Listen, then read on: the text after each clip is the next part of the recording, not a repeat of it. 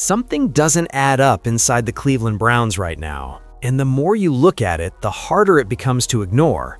On the surface, everything looks normal. New season, new coaching staff, a quarterback competition that should be wide open. That's the version being presented to the public. But underneath that polished storyline, there's a completely different reality forming. One that feels tense, uneven, and quietly explosive. Because this isn't just a battle based on performance or merit anymore. It feels like something has already been decided, like the outcome is locked in and everyone else is just going through the motions. And when a team reaches that point where the competition doesn't feel real, that's when things start to unravel fast. The situation becomes even more complicated when you look at the names involved, because this isn't a simple two-player race. It's a full-blown collision of expectations, pressure, and hidden agendas. You've got Shedeur Sanders being elevated as the face of the future, a player carrying hype, attention, and the kind of spotlight that organizations rarely walk away from once they commit to it. At the same time, you have Dillon Gabriel standing in front of cameras, saying everything a professional is supposed to say, but doing it with a tone that feels just a little too controlled, a little too measured, like there's frustration sitting just beneath the surface that he can't fully express. And hovering over it all is Deshaun Watson, whose presence alone changes the entire equation, adding pressure, financial weight, and a layer of complexity that makes every decision feel calculated rather than competitive.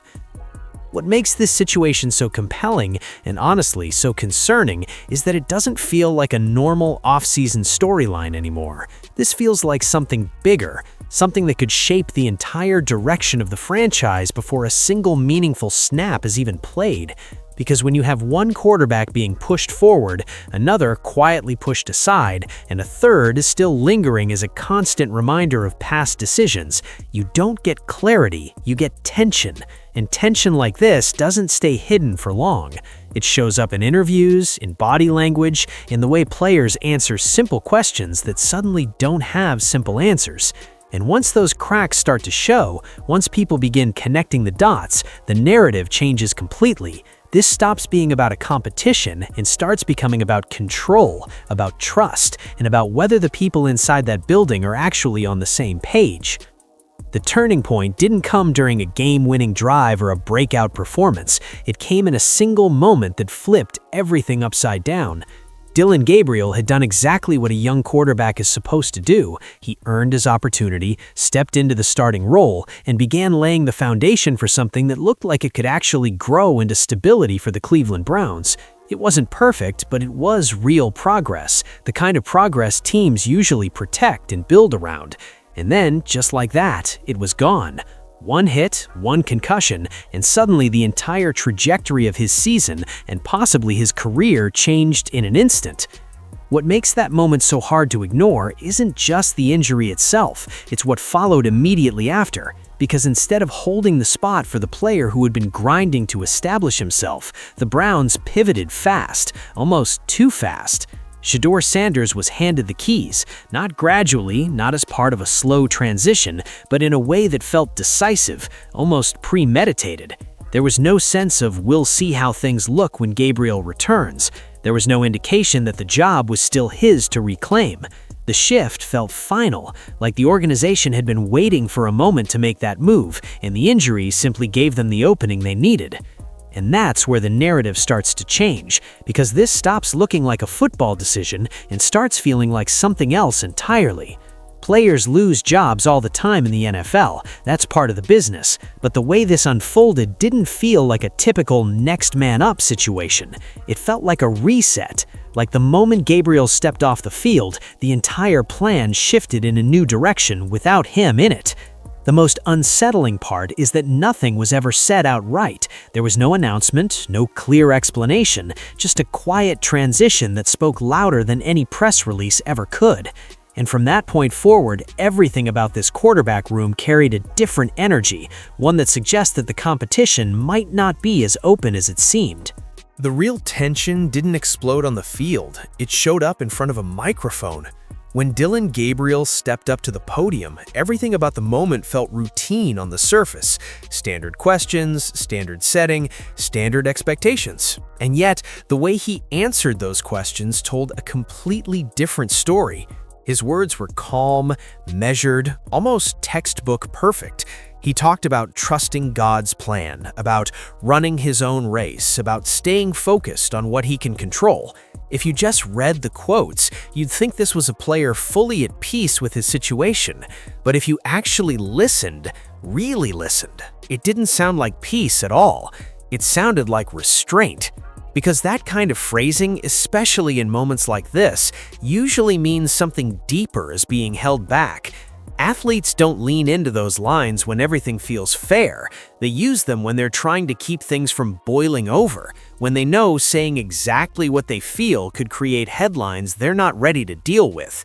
And there's been a lot of buzz around that exact idea, with fans and analysts pointing out how tightly controlled his tone was, how carefully he chose every single word. It didn't feel like a player accepting a challenge. It felt like someone navigating a situation he doesn't fully agree with, but has no power to change. What made it even more telling was what he didn't say. There was no direct mention of competing for the job, no clear statement about earning his spot back, no fire in the way quarterbacks usually talk when they believe the role is still within reach. Instead, everything stayed centered on himself, his preparation, his mindset, his race. That kind of language creates distance. It separates him from the situation rather than pulling him into it. And when a quarterback starts sounding disconnected from the very competition he's supposed to be fighting for, it raises a serious question. Does he believe this is actually a competition at all? Because if he doesn't, then this entire narrative starts to shift from frustration to something much more concerning. Once you move past the press conference tone and actually look at what happened on the field, the entire situation becomes even harder to justify. Because if this decision was truly about performance, the numbers should clearly support it, and right now they just don't. Shedeur Sanders had flashes during his rookie season, no doubt about that, but the overall production raised more questions than answers. The completion percentage hovered in a range that doesn't exactly scream long-term security, the touchdown-to-interception ratio leaned in the wrong direction, and the offense as a whole struggled to find any kind of consistent rhythm. There were stretches where things looked promising, but they were overshadowed by long periods where the unit felt out of sync, hesitant, and at times completely stalled. Now, compare that to Dillon Gabriel, who never really got the same runway to prove what he could be over a full stretch of games. His opportunity was cut short at the exact moment when quarterbacks typically start settling in, adjusting, and showing real growth. Instead of being evaluated over time, his situation was frozen in place by an injury, and everything that followed seemed to ignore the context of how quickly his chance disappeared. That's where the disconnect starts to stand out, because in most situations, teams at least allow that competition to reset once both players are healthy. Here, it feels like that reset never even entered the conversation. There's been growing chatter around this exact point, with many fans and analysts quietly questioning whether the numbers ever truly mattered in the first place. Because when the statistical gap isn't clearly in one player's favor, yet the organizational commitment leans heavily in one direction anyway, it creates the impression that something else is driving the decision. Maybe it's projection, maybe it's potential, or maybe it's something less tangible that never shows up on a stat sheet. Whatever the case, the gap between performance and opportunity is just wide enough to make people uncomfortable, and once that doubt creeps in, every move the team makes starts to be viewed through a completely different lens. The moment Todd Monken walked into the building, the entire direction of the Cleveland Browns shifted, and not in a subtle way. New coaches always bring new ideas, that's expected, but this felt like more than just a schematic change. It felt like a complete reset of priorities, where certain players immediately became central to the vision, while others were quietly pushed to the edges. Almost overnight, the conversation stopped being about an open quarterback battle and started revolving around how the offense could be shaped, adjusted, and optimized for Shedeur Sanders. Reports began circulating that the system was being tailored to his strengths, that he was being given time, patience, and what insiders described as a runway to fully claim the role. And when a coach starts using language like that this early, it usually means the decision is already leaning heavily in one direction. What makes this shift even more noticeable is the contrast in how different players are being handled. While Sanders is being built up, encouraged, and positioned as the centerpiece, Dillon Gabriel is being framed in a completely different light. Monken has publicly praised his professionalism, his approach, his consistency, words that sound positive on the surface, but often carry a different meaning in football circles. Because when a coach highlights those traits without pairing them with opportunity or upside, it can signal something else entirely. It paints the picture of a player who will do everything right, who will support the system, but who isn't necessarily part of the long-term plan. And that subtle difference in messaging doesn't go unnoticed, especially in a locker room where players are constantly reading between the lines. There's also been quiet speculation building around how much of this system is truly about development versus protection. Some believe Monken is designing an offense that minimizes risk and shields Sanders from the kind of situations that exposed him last season, while others see it as a natural evolution of a coach trying to maximize his quarterback's potential. Either way, the effect is the same. The entire structure of the offense appears to be bending in one direction, and when that happens, it doesn't just impact the playbook, it impacts the competition itself. Because if one quarterback is being supported by the system, while another is simply asked to fit into it, then the idea of a level playing field starts to fade. And once that balance is gone, the question isn't who wins the job, it's whether the outcome was ever truly up for debate. And just when it feels like this situation couldn't get any more complicated, there's still one name hanging over everything like a shadow the Cleveland Browns can't escape: Deshaun Watson. Even when he's not the focal point of the conversation, his presence is impossible to ignore. The contract alone changes the entire dynamic of the quarterback room.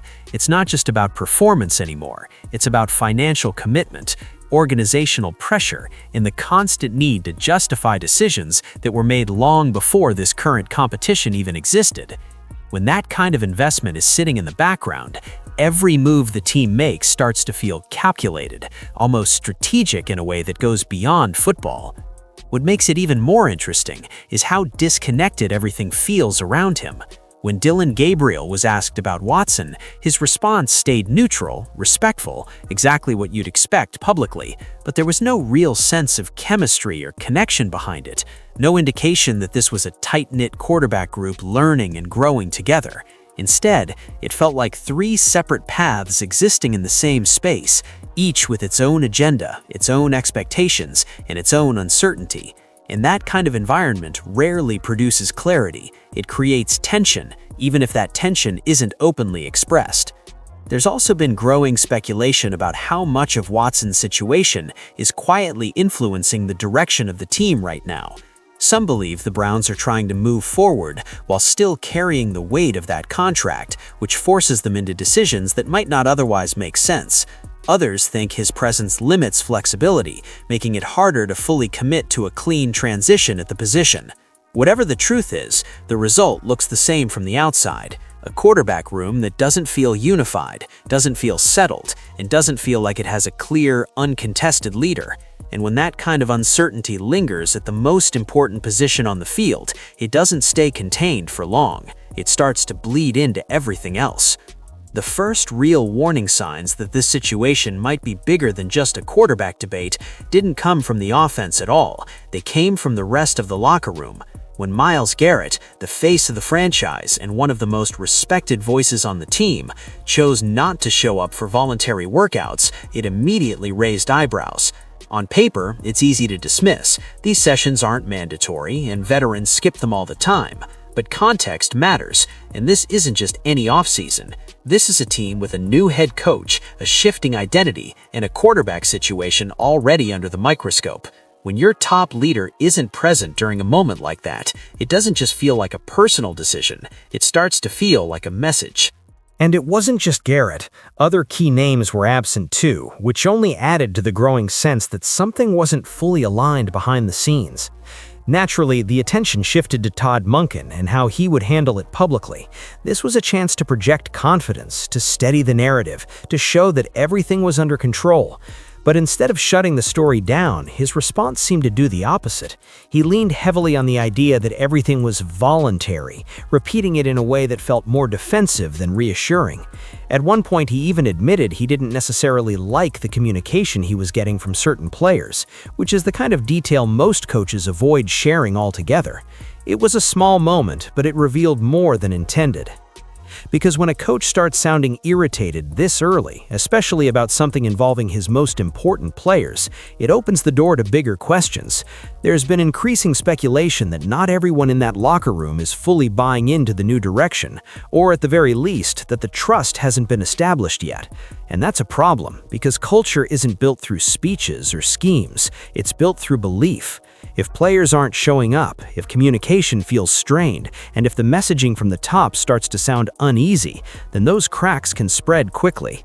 What starts as a minor off-season storyline can turn into something much more serious once the pressure of the season kicks in. And right now, those early warning signs are already there. You just have to be paying attention to see them. By the time the questions kept coming and the cameras were still rolling, it started to feel like Dillon Gabriel wasn't just answering media questions, he was carefully navigating a reality he had already accepted. And nothing captured that more than the moment he was asked about his off-season. No long explanation, no detailed breakdown, no attempt to sell a narrative. Just a short, almost detached response. "I was places." That was it. And somehow, that said more than anything else he could have added. Because it didn't sound like a player locked in on a comeback story. It sounded like someone who needed distance, someone who stepped away mentally just to reset from everything that had already unfolded. That one line has sparked a lot of quiet conversation, with people trying to read between the words and understand what it really meant. Some believe it was just a casual answer, nothing more than a vague response to a routine question, but others aren't buying that. There's been growing speculation that it reflected something deeper, a sense that Gabriel already sees how this situation is likely to play out, not in a dramatic, outspoken way, but in a quiet, internal realization that the path ahead may not include him the way it once did. Because when a player starts creating that kind of emotional distance, it's usually not random, it's a response to something that feels out of their control. And when you connect that moment to everything else, the way he handled the earlier questions, the absence of any real competitive tone, the constant emphasis on focusing only on what he can control, it begins to form a clear picture. This doesn't feel like a quarterback gearing up to win his job back. It feels like someone preparing for whatever comes next, whether that's a reduced role, a fresh start somewhere else, or a situation that hasn't fully revealed itself. There's no public frustration, no dramatic statements, just a steady, controlled distance from the chaos around him. And sometimes that kind of silence isn't about staying professional, it's about already knowing how the story ends. When you step back and look at everything together, the picture forming around the Cleveland Browns isn't one of a team building towards clarity, it's one drifting deeper into uncertainty. You have a system that appears to be leaning heavily in one direction, a locker room showing early signs of disconnect, and a quarterback situation that feels more complicated than it should be this close to a new season. Shedeur Sanders is clearly being positioned as the future, whether that's officially declared or not, and the organization seems ready to invest everything into making that vision work. But the risk in that approach is obvious. When you commit this early, without fully resolving everything around it, you leave very little room for adjustment if things don't go as planned. At the same time, the presence of Deshaun Watson continues to complicate every decision, adding weight and pressure to a situation that feels already fragile. And then there's Dillon Gabriel, whose quiet detachment has become one of the most telling elements of this entire story. He hasn't made noise, he hasn't created headlines, but his tone, his answers, and his overall presence suggest a player who understands more than he's willing to say. And when one of the key figures in a supposed competition starts to feel like an outsider, it raises a bigger question about how unified this team really is. Maybe this all comes together once the season starts. Maybe the system clicks, the locker room stabilizes, and the decisions being questioned right now end up looking justified. But there's also another possibility, one that's becoming harder to ignore. If the early signs we're seeing now are any indication, this isn't just a team working through normal off-season adjustments.